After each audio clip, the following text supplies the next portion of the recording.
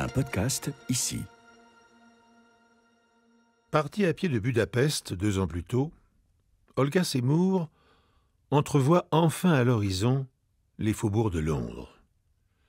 Si le rythme de sa marche ne faiblit pas, elle devrait avoir regagné son appartement en fin d'après-midi.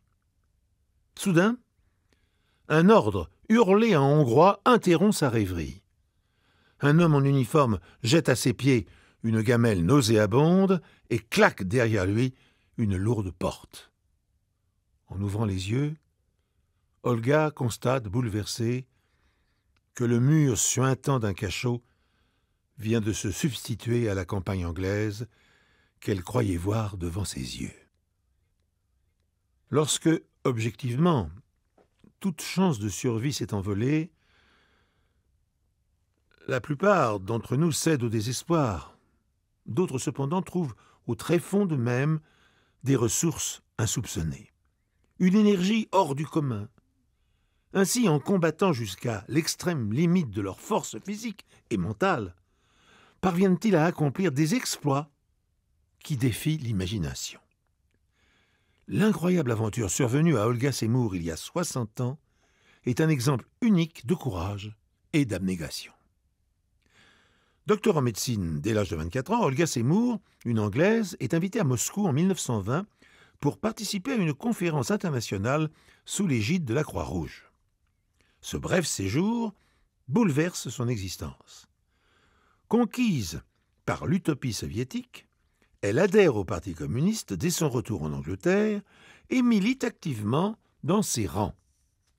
Mais à la fin de la Seconde Guerre mondiale, la folie meurtrière de Staline l'incite à brûler en public sa carte du parti. 4 ans après cet événement, qui a fait grand bruit, elle se rend à Budapest pour participer à un congrès médical. Dès son arrivée, elle est kidnappée dans sa chambre d'hôtel par des agents de la police secrète hongroise.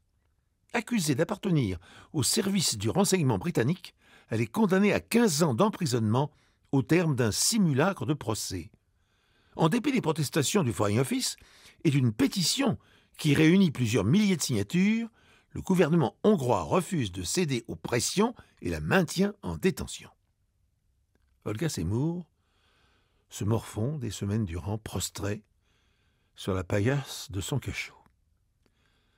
Âgée de 43 ans au moment des faits, nourrie d'eau tiède, de déchets, elle n'ignore pas qu'en l'absence de réaction, les jours lui sont comptés.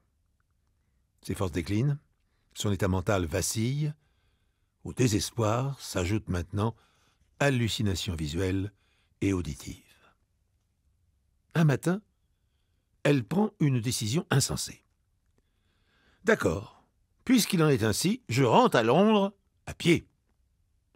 Sachant que la largeur de sa main, doigt écarté, mesure 20 cm du pouce à l'extrémité du petit doigt, elle commence par prendre les dimensions exactes de sa cellule. Compte tenu des angles droits, elle note qu'elle parcourt 10 mètres lorsqu'elle en effectue le tour complètement. En conséquence, 100 allers-retours correspondent à 1 kilomètre. Elle prélève ensuite de la mie sur le quignon de pain qu'on lui octroie et confectionne des boulettes. Elle parvient enfin à les faire coulisser dans les pailles de sorgho qu'elle a arrachées à son balai. Après quelques semaines de patience et d'efforts, elle réussit ainsi à confectionner un boulier chinois à 6 rangées, ce qui lui permet d'additionner des chiffres jusqu'au million. Aussitôt dotée d'un instrument capable de comptabiliser la distance qu'elle s'apprête à parcourir, Olga Seymour met à exécution son projet fou. Rentrer chez elle en imagination, quitter la prison de Budapest pour se rendre à pied chez elle à Londres. À chaque fois qu'elle passe devant son lit, elle abaisse une boulette de la première colonne du boulier. Lorsque les divinités sont épuisées, elle poursuit avec la première boulette de la rangée suivante, qui correspond aux dizaines. Les yeux mi-clos, l'esprit en éveil, la détenue entreprend sa noria libératrice. Tandis qu'elle marche des heures durant, des images s'impriment dans son cerveau. Elle se voit franchir la porte du cachot, traverser une enfilade de couloirs, puis apparaissent dans son cerveau les rues de Budapest, les routes secondaires, Plus tard, les sentiers de campagne accueillent sa déambulation solitaire. Le premier soir, lorsqu'elle s'effondre épuisée sur sa paillasse, elle a parcouru 23 kilomètres.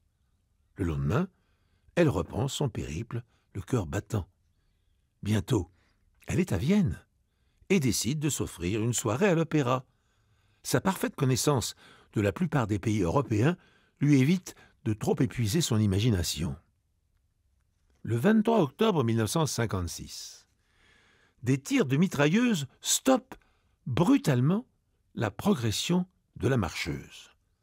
La porte de son cachot vole en éclats, des étudiants se sont révoltés contre le régime pro-soviétique et libèrent les prisonniers.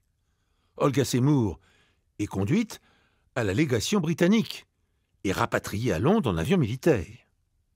Durant les 7 années de sa captivité, Olga a estimé avoir parcouru plus de 50 000 kilomètres en tournant en rond dans sa cellule.